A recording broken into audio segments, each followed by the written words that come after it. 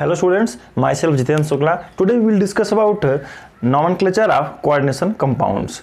The basic thing in the nomenclature that we need to pay attention. जैसे एक compound है A और यहाँ पर हमने क्या दे दिया आपको, सेंट्रल मेटल एटम और ये लिगेंड. देखिएगा यहाँ पर ये एक कंपाउंड है. एक एग्जाम्पल मैं ले लेता हूँ. जैसे मान लीजिए मैंने लिखा K4 और यहाँ पर क्या लिख दिया Fe और यहाँ पर हम लोगों ने ले लिया CN6 है. अब ध्यान से देखिएगा यहाँ पर इसको क्या कहते हैं, इसको हम लोगों ने पढ़ चुके हैं कि इसको काउंटर आयन कहते हैं. ऐसा हम लोगों ने पढ़ लिया है, काउंटर आयन है. ये क्या है सर, ये सेंट्रल एटम है. सेंट्रल एटम या आयन हो सकता है. यहाँ पर ये इसमें कोई चार्ज है इसलिए सेंट्रल आयन है, सेंट्रल मेटल आयन है. और ये CN क्या है, CN इज लिगेंड. ये आप ध्यान रखेंगे. तो इतना एक सिस्टम सा कंपाउंड है. तो ऐसे कंडीशन में ये A है, A क्या है, काउंटर आयन है. K की जगह क्या हो सकता है, K की जगह है कोई भी आयन हो सकता है. जैसे K+ हो सकता है, कोई पॉजिटिव आयन नेगेटिव आयन हो सकता है यहाँ पर, है ना. Na+ हो सकता है, कुछ भी हो सकता है. तो ये हमने क्या दिया, ये एक सिस्टमेटिक नेम का एक आइडेंटिफिकेशन हो गया. नाउ एक और चीज़ देखेंगे, क्या देखते हैं यहाँ पर. इसको मैं यहाँ पर चेंज करता हूँ. मैं यहाँ पर आपको ऐसे भी दे सकता हूँ कि ये कोऑर्डिनेशन स्फीयर है. ये जो स्क्वायर ब्रैकेट के अंदर लिखा हुआ है, ये कोऑर्डिनेशन स्फीयर के अंदर लिखा हुआ है. It is called the coordination entity. और यहाँ पर मैं चेंज करता हूँ, ML के साथ में ML लिखा हुआ है और यहाँ पर मैंने क्या लगा दिया, ये B है. तो ये बताता है कि ये कोऑर्डिनेशन स्फीयर ही कैसा है और इसमें क्या डिफरेंस है. तो ध्यान से देखिएगा, ये जो कोऑर्डिनेशन स्फीयर है इट इज़ कॉल्ड, अगर मैं एक को हटाऊंगा तो A में प्लस चार्ज है और यहाँ पर माइनस चार्ज है. तो ये जब टूटेगा तो कैसे टूटेगा, ये A+ टूटेगा और M-L. M मतलब मेटल, M का मतलब मेटल और L का मतलब लिगेंड है. ध्यान से देखिएगा क्या चार्ज आएगा, निगेटिव चार्ज आएगा. आपको याद होगा कि जब आप NaCl लिखते हैं, NaCl सोडियम क्लोराइड लिखते हैं तो कैटायन को पहले, एनायन को बाद में, कैटायन को पहले, एनायन को बाद में. तो Na+Cl- ऐसे ही कैटायन पहले, एनायन बाद में. यहाँ पर ये पहले लिखा हुआ है, पक्का है, इसमें प्लस चार्ज है और इसमें माइनस चार्ज है. तो कैसे लिखेंगे, अब आप इसको कैसे लिख सकते हैं, इसको आप लिख सकते हैं ML इस तरह से ऐसे लिख सकते हैं और यहाँ प्लस चार्ज आएगा और वहाँ क्या आएगा, यहाँ पर क्या आएगा यार, यहाँ पर मैं इसको मिटा देता हूँ, यहाँ पर आएगा माइनस चार्ज आएगा. तो क्या आप देख पा रहे हैं इसको. तो आप यहाँ क्या देख रहे हैं कि यहाँ पर कोऑर्डिनेशन स्फीयर पॉजिटिव है. ध्यान से देखिएगा यहाँ पर it is positive coordination sphere और यहाँ कैसा है यार, ये निगेटिव कोऑर्डिनेशन स्फीयर है. ध्यान से देखेंगे, कोऑर्डिनेशन स्फीयर यहाँ निगेटिव है, यहाँ कोऑर्डिनेशन स्फीयर पॉजिटिव है. ऐसे कोऑर्डिनेशन स्फीयर को हम लोग इस तरह से भी रिप्रेजेंट कर सकते हैं, इस तरह का. यहाँ पर क्या मानेंगे, कोऑर्डिनेशन स्फीयर कैसा है, कुछ पॉजिटिव चार्ज है, +1 भी हो सकता है, +2 भी हो सकता है, कुछ भी चार्ज हो सकता है. तो क्या हम समझ गए हैं कि किसी कोऑर्डिनेशन स्फीयर में जो चार्ज होता है वो डिसाइड करता है कि सेंट्रल मेटल के एटम का नाम क्या होगा. इसलिए हम ये डिसाइड करने की कोशिश कर रहे हैं कि किसी कोऑर्डिनेशन स्फीयर में क्या चार्ज है. कोऑर्डिनेशन स्फीयर क्या होता है, मेटल, सेंट्रल मेटल एटम या ion, central metal atom, ligand and square bracket और चार्ज को मिला करके हम क्या कहते हैं, इसको इतनी चीज़ों को मिला के क्या कहते हैं, इसको स्फीयर. क्या कहते हैं भाई, स्फीयर कहते हैं. यहाँ पर भी मेटल, लिगेंड, स्क्वायर और चार्ज को मिला करके हम लोग इसको क्या कहते हैं, इट इज़ अ स्फीयर. ये तो बात समझ में आ गई होगी. अच्छा, कभी कभी ऐसा भी होता है कि कोई ये एग्जाम्पल मैंने लिखा है, इसका भी एग्जाम्पल लिखने की कोशिश करते हैं. मान लीजिए मैंने लिख लिया CO के साथ में यहाँ पर NH3 लिखा मैंने और 6 हो गए. एक कंपाउंड है, इसका नाम बाद में डिस्कस करेंगे हम.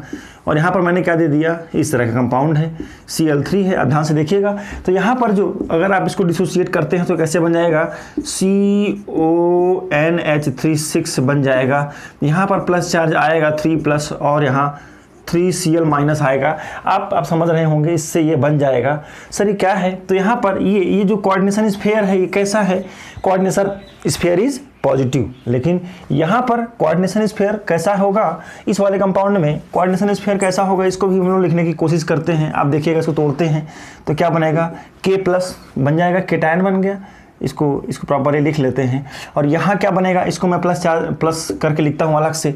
यहाँ की स्फीयर क्या बनेगा, Fe और Cn के साथ में इसको स्क्वायर ब्रैकेट बंद किया जाए और इसमें 4- चार्ज आएगा. सर क्यों आएगा चार्ज, देखिएगा ये कैटायन और एनायन को अलग करूँगा तो क्या हो जाएगा, हम उसको पॉजिटिव अलग और निगेटिव अलग लिखेंगे। यहाँ पर ये जो स्फीयर है, ध्यान से देखिएगा स्टूडेंट्स, ये जो कोऑर्डिनेशन स्फीयर मैंने लिखा है वो निगेटिव लिखा है, और यहाँ पर जो कोऑर्डिनेशन स्फीयर है वो कैसा है, वो पॉजिटिव है।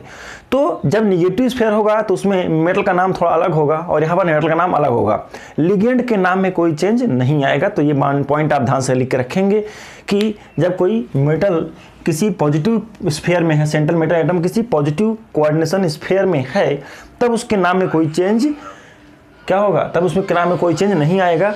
लेकिन जब कोई कोऑर्डिनेशन स्फीयर निगेटिव है तो उसके सेंट्रल एटम के नाम में चेंज आएगा। चलिए आगे चलते हैं, तो इसको मिल करते हैं। तो हमने बात कहा था कि सेंट्रल मेटल के एटम के नाम में कैसे डिफरेंस आएगा। तो नंबर 1 लेते हैं कि नेमिंग सेंट्रल एटम या आयन का नाम कैसे लिखा जाएगा, ध्यान रखेंगे। देखिएगा जब कोई, मैं यहाँ पर एलिमेंट लिखता हूँ, एलिमेंट सेंट्रल मेटल एलिमेंट नहीं, यहाँ पर लिखता हूँ मेटल, यहाँ पर लिखता हूँ सेंट्रल मेटल। और अगर कोई पॉजिटिव स्फीयर है तो उसका नाम कैसे लिखा जाएगा, और यहाँ पर निगेटिव स्फीयर है तो उसका नाम कैसे लिखा जाएगा, यहाँ पर लिखता हूँ मैं। अगर यहाँ पर लिखा हुआ है स्कैंडियम, क्या है भाई, स्कैंडियम, इसका नाम कैसे आएगा, इसका नाम नॉर्मल रहेगा। और अगर कोई निगेटिव स्फीयर में आता है तो उसका नाम में 8 लग जाएगा। अगर कोई कोऑर्डिनेशन स्फीयर पॉजिटिव है तो there is no change in the name of central metal atom. Please write if there is positive coordination sphere और neutral coordination sphere. Please pay attention, if any positive coordination sphere और कैसा हो जाए यार, और there is no charge in the coordination sphere, it's name visually as usual. लेकिन अगर इसके नाम में कैसा हो जाए, इसके नाम अगर कोई निगेटिव कोऑर्डिनेशन स्फीयर रहेगा उसके नाम में चेंज आ जाएगा। मैं यहाँ पर लिखता हूँ स्कैंडियम है अगर, तो यहाँ नाम क्या आएगा, स्कैंडियम ही लिखा जाएगा, SC है तो स्कैंडियम ही लिखा जाएगा। और यहाँ क्या हो जाएगा, स्कैंडेट हो जाएगा, ये ध्यान रखना है ना। टाइटेनियम है तो यहाँ क्या नाम लिखा जाएगा, टाइटेनियम ही लिखा जाएगा। और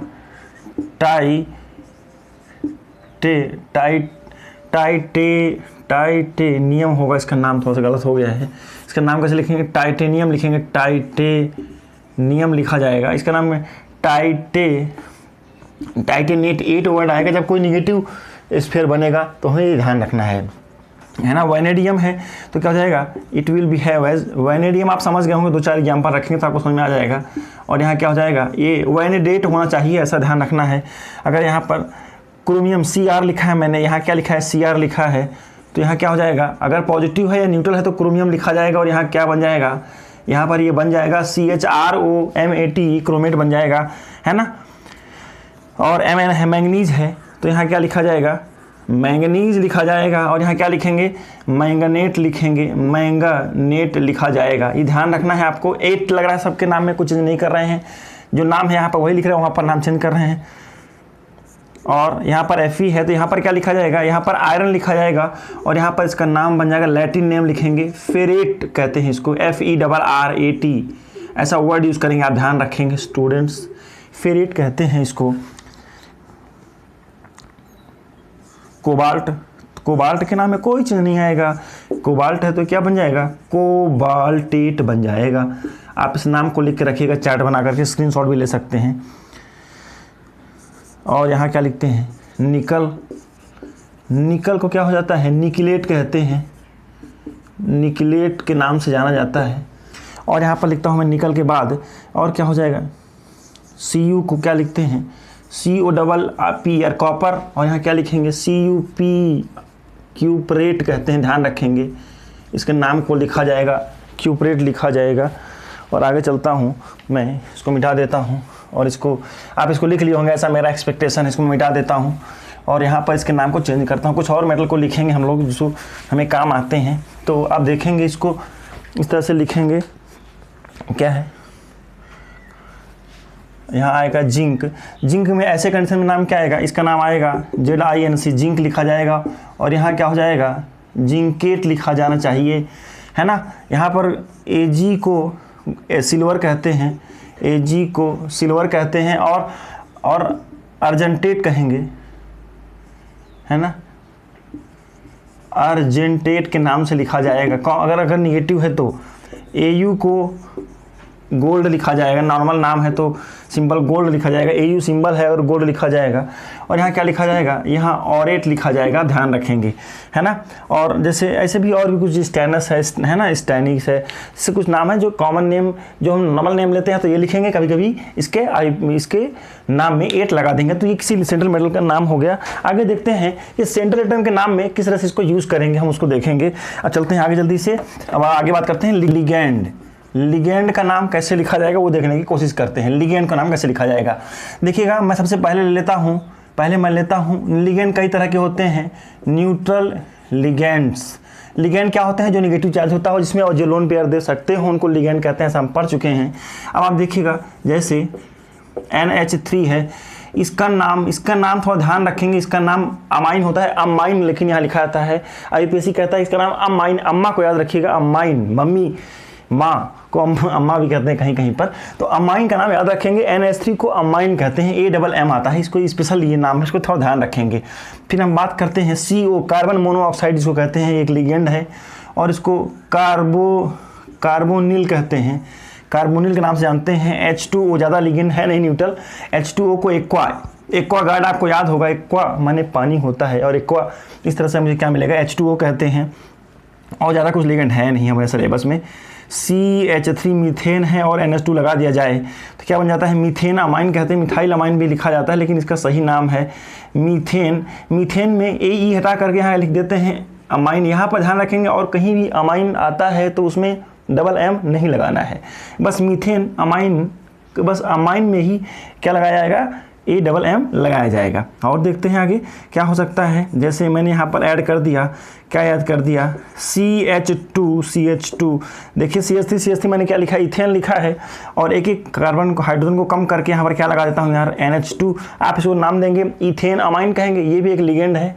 और यहाँ पर भी अगर एक H को हटा करके मैं यहाँ पर एक NH2 लगा देता हूँ, ध्यान से देखिएगा, ये लोन पेयर, तो न्यूट्रल लिगेंड है, इसका नाम होगा, ये तो इथेन है, याद देख कीजिए, इसको कहते हैं इथेन। और E हटा करके इथेन 1,2 डाई अमाइन कहते हैं, आप इसका नाम याद रखेंगे। इसका एक अब्रिविएशन है जो बहुत ज़्यादा यूज होता है, अब्रिविएशन EN कहते हैं, ध्यान रखेंगे। तो EN भी लिखा जाता है इसका। और एक बात है, चलिए तो मेन इतने ही है ना। नाइट्रोसिल भी एक कंपाउंड है NO, इसको नाइट्रोसिल कहते हैं, नाइट्रोसिल, है ना। ऐसे कई सारे कंपाउंड हैं जो ज़्यादा न्यूट्रल लिगेंड में इतने एग्जाम्पल है, बहुत इंपॉर्टेंट है, इसको आप जरूर इसको लिख लेंगे, वेरी इंपॉर्टेंट है ना। और लिगेंड में न्यूट्रल लिगेंड की बात ये कर रहा था मैं, यहाँ पर मैं लिखता हूँ निगेटिवली चार्ज लिगेंड। हमारे सिलेबस में कोई भी पॉजिटिवली चार्ज लिगेंड ऐसा सिलेबस में नहीं, 11th-12th में नहीं है। इसमें क्या देखते हैं, Cl- है, आप ध्यान से देखिएगा, इसका नाम जो है क्लोराइड लिखा जाता है नॉर्मल, लेकिन हम उसको कॉम्प्लेक्स कंपाउंड के अंदर अगर कहीं आता है सब, तो उसका नाम क्लोराइड की जगह जितने भी ID वाले हैं सब में IDO लग जाएगा, E हटा करके O, क्लोराइडो कहते हैं इसको। और अगर यहाँ Br- है, ब्रोमाइड की जगह क्या बन जाएगा यार, ये बन जाएगा ब्रोमाइडो, याद रखेंगे, है ना। इस तरह से कंपाउंड के नाम बन जाएंगे इसमें। तो आई थिंक क्लियर आ रहा है आपको, ये आपने लिख लिया होगा, इसको लिख रहे हैं फटाफट। IU- को क्या कहेंगे, आयोडाइडो कहते हैं, है ना। NO2-, यहाँ पर अगर N से लिंकेज हुआ है तो इसका नाम लिखा जाएगा, ये हम लोग क्या लिखा जाएगा, नाइट्राइटो कहते हैं, नाइट्राइटो N। अगर ये O से जुड़ा हुआ है, ONO है, तो यहाँ क्या लिखा जाएगा, यहाँ पर भी नेगेटिव चार्ज होगा। आप इसके सारे लिगेंड के चार्ज को जरूर ध्यान रखेंगे। क्यों सर, क्योंकि वैलेंसी निकालने में हमें हेल्प करेगा, सेंट्रल मेटल एटम का कोऑर्डिनेशन नंबर निकालने में हेल्प करेगा। नाइट्राइटो, इसका नाम लिखा जाएगा नाइट्राइटो, O लिखा जाएगा, ध्यान रखेंगे। O से लिंकेज होता है तो O लिखा जाएगा। यहाँ पर मैं लिखता हूँ SCN, अगर S से लिंकेज है, S में निगेटिव चार्ज है, ध्यान देखेंगे इसमें, है ना। तो यहाँ पर क्या लिखेंगे, ये निगेटिव चार्ज इसमें होगा, N से जुड़ा हुआ है और निगेटिव चार्ज इज देयर, इसमें भी निगेटिव चार्ज है, S में निगेटिव चार्ज है और S से जुड़ा हुआ है। इसका नाम लिखा जाता है थायोसाइनेटो कहते हैं, थायोसाइनेटो S कहते हैं, याद रखेंगे। नया अभी जो नई बुक प्रिंट हुआ है NCERT, उसमें थायोसाइनेटो S, पहले इसको थायोसाइनेटो बस कहते थे, लेकिन अब S से लिंकेज है तो ऐसा कहते हैं। अभी आप इसको ध्यान रखेंगे, NCS, N से जुड़ा हुआ यही है, थायोसाइनेटो है, इसको कहते हैं आइसोथायोसाइनेटो। लेकिन अभी नई बुक में आप देखेंगे तो इसका नाम क्या लिखा होगा, इसका नाम भी थायोसाइनेटो ही है, ध्यान से देखिएगा, ये थोड़ा इंपॉर्टेंट है, इसको आप ध्यान रखेंगे।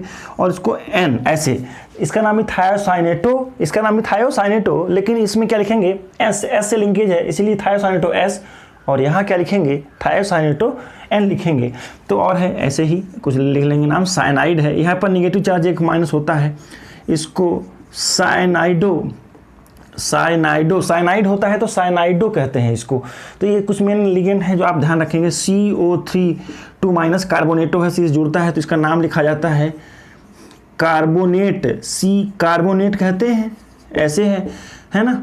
तो कार्बोनेटो के बाद कह देंगे, कुछ ज़्यादा माथापच्ची नहीं है।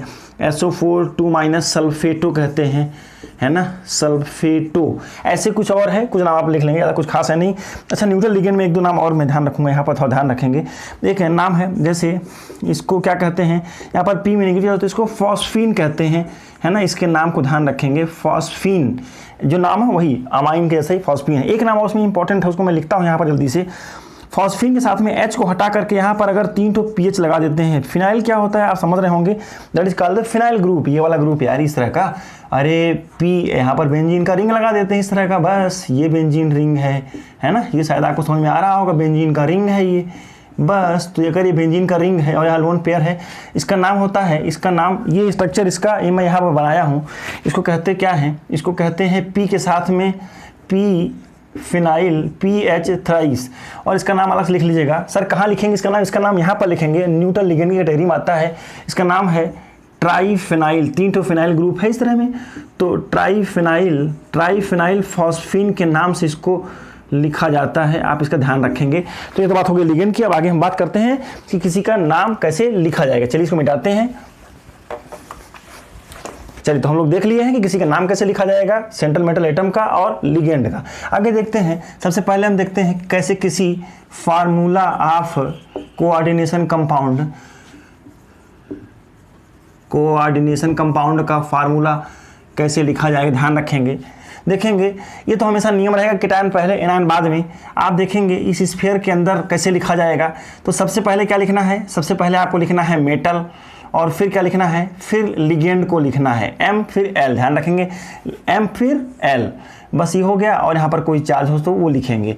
तो पहले क्या लिखना है, पहले हमको लिखना है मेटल, फिर लिगेंड लिखना है, और बस। अगर कोई लिगेंड एक से ज़्यादा है तो उसको ब्रैकेट में लिखना है और उसकी संख्या को लिख देना है।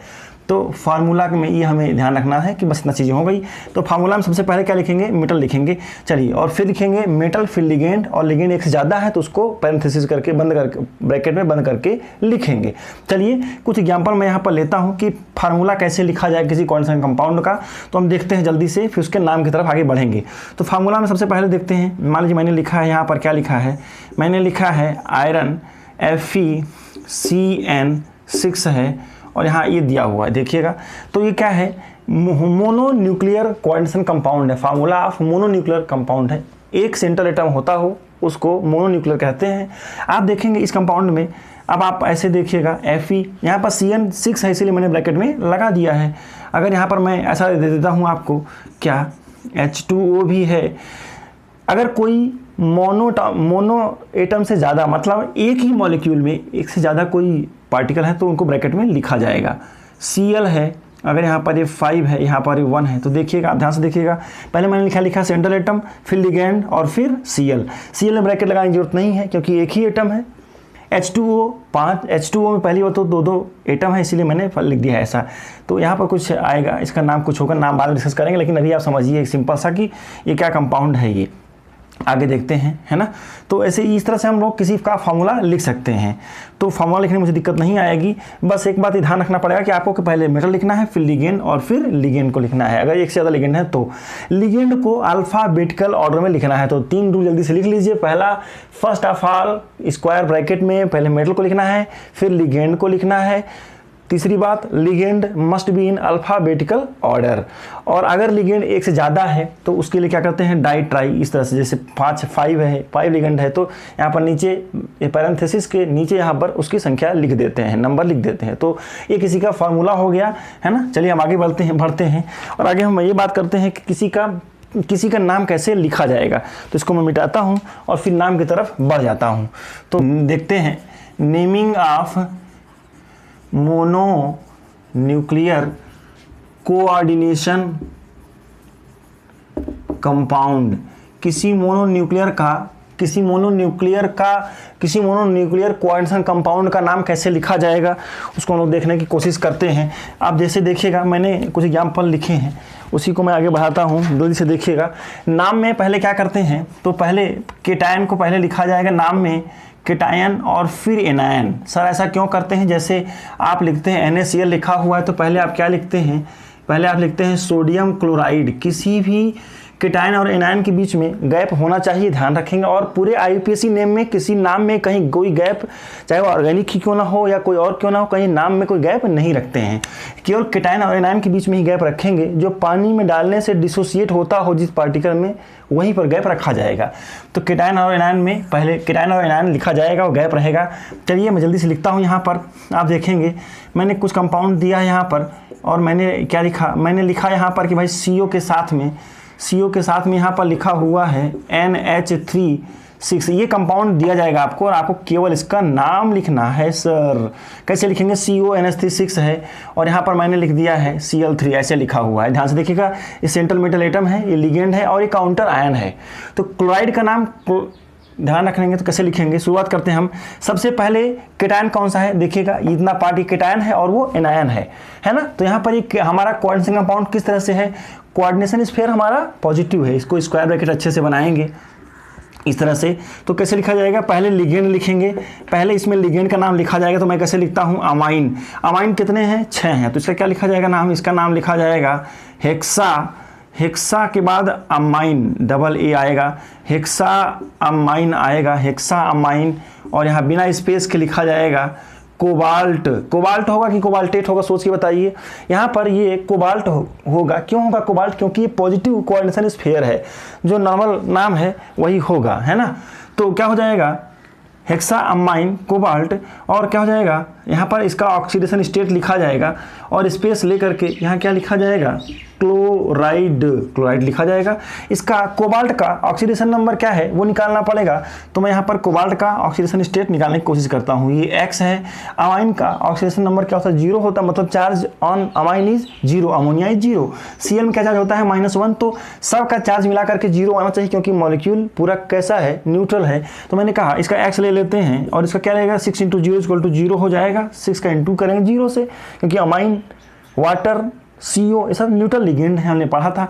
Cl में क्या है? 3 इंटू क्या हो जाएगा? 3 इंटू -1 इज इक्वल टू क्या होगा? 0 होगा। अगर X की वैल्यू निकालते हैं तो क्या आएगा? +3 आता है। किसी भी सेंट्रल मेटल का एक शॉर्टकट है कि अगर सेंट्रल मेटल के नाम कभी भी ऑक्सीडेशन नंबर उनका कभी निगेटिव नहीं आता है, 0 आ सकता है। ध्यान से देखिएगा, यहाँ 3 आया तो इसको रोमन नंबर में लिखा जाना चाहिए बस, और आपका नाम आ गया, इस कंपाउंड का नाम आ गया कि hexa amine cobalt 3rd chloride कहते हैं इसको।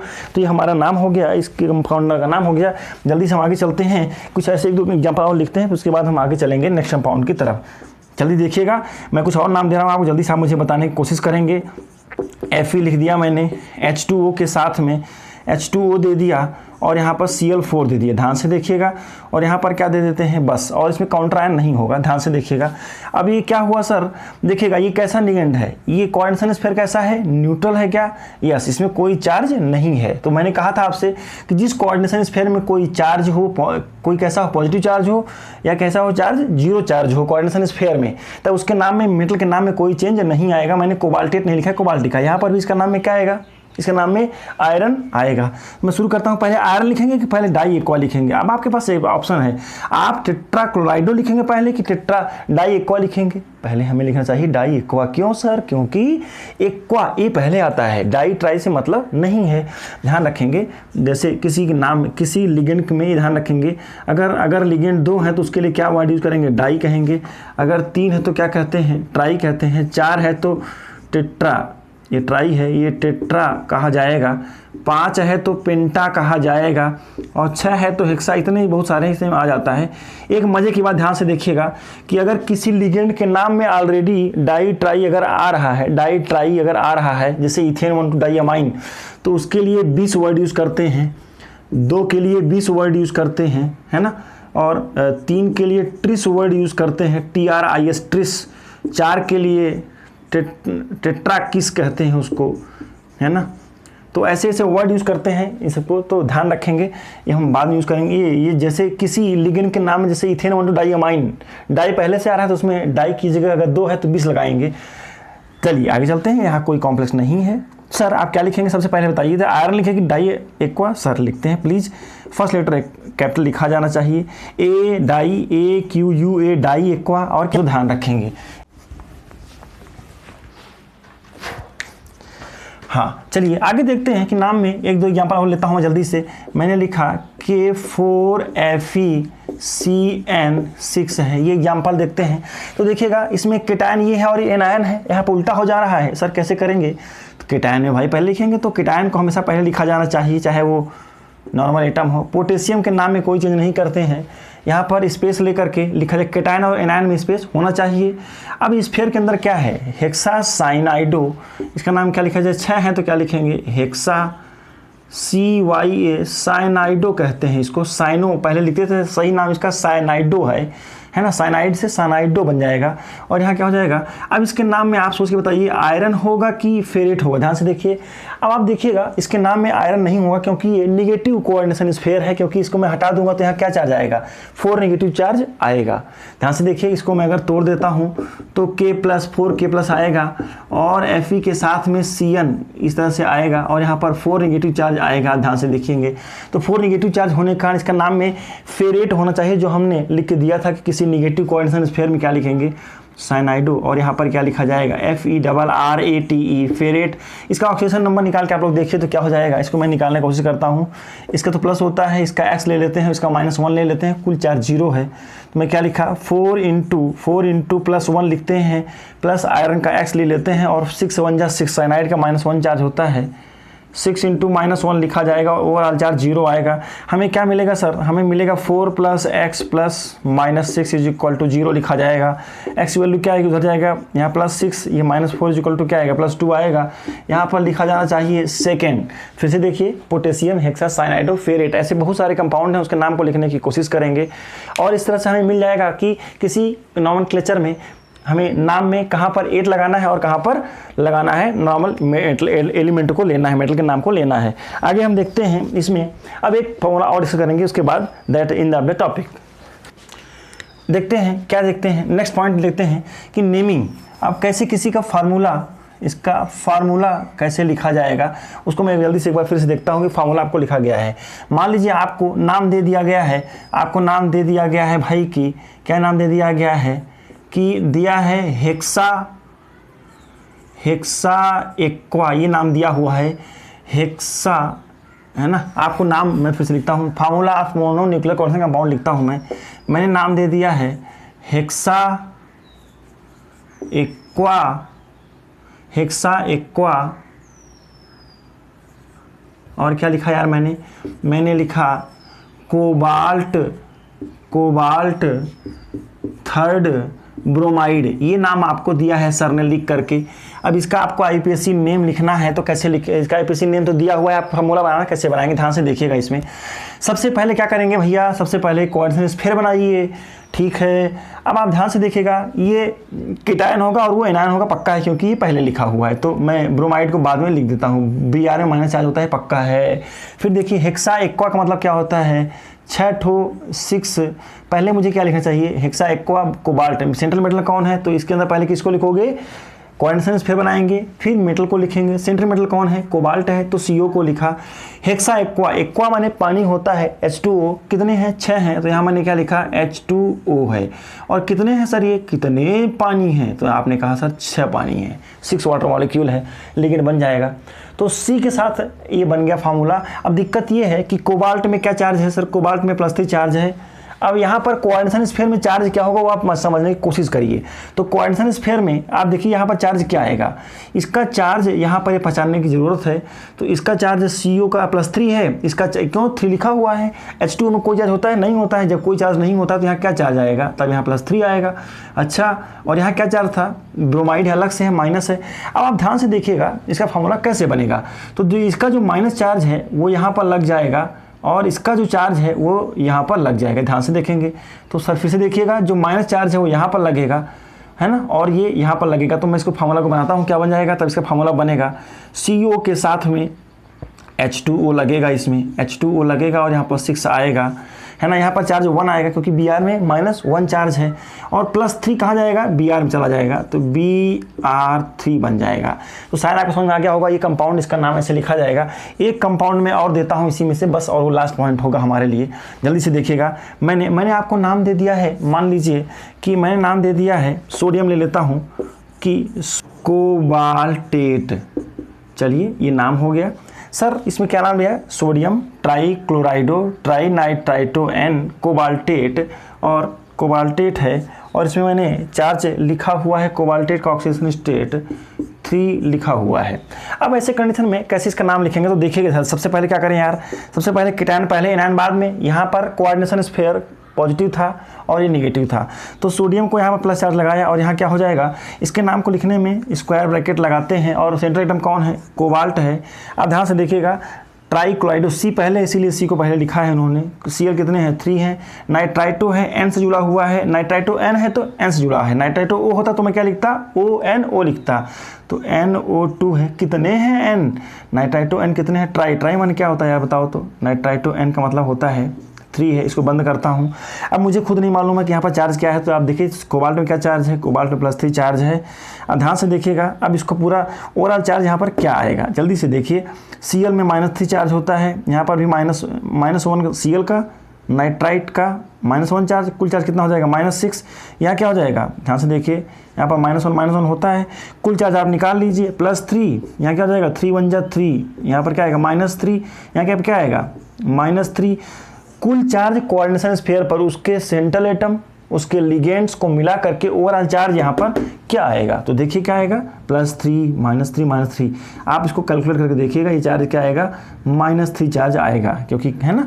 तो चेक करते हैं यहाँ क्या लिखा मैंने यहाँ पर इसको मिटा करके लिख दिया, क्या यार, मैंने लिख दिया -3। तो अब इन दोनों को बना करके देखिए आप, ये क्या बनेगा, कंपाउंड है। इसको मैं मिटाता हूँ और मैं आगे लिखता हूँ यहाँ पर, है ना, ये कंपाउंड है। पहले आप कीटैन और एनायन को जरूर अलग अलग बनाइए। अब ध्यान से देखिएगा, ये कहाँ आएगा, यहाँ पर आएगा, और ये पॉजिटिव चार्ज कहाँ जाएगा, यहाँ पर लिखा जाएगा। सर ये कैसे कर रहे हैं, यहाँ पर निगेटिव पॉजिटिव हो जाएगा, क्रॉस मल्टीप्लिकेशन। सर क्या बन जाएगा, ये बन जाएगा Na3 बन जाएगा, और कोबाल्ट के साथ में क्या हो जाएगा, कोबाल्ट के साथ मैंने क्या लिखा, बस कुछ सिंपल सा है यार, Cl3, और यहाँ पर क्या लिखेंगे, NO2 कितने हैं, 3 हैं, और कोऑर्डिनेशन स्फीयर को बना देंगे इस तरह से। तो इस तरह के कुछ नाम हैं, उस नाम की प्रैक्टिस आप अपने बुक से करेंगे, ठीक है। और बस एक लास्ट पॉइंट मुझे बता देंगे, क्या जाते जाते मुझे आप ये बताएंगे कि इसमें सेंट्रल एटम कोबाल्ट है और ये है।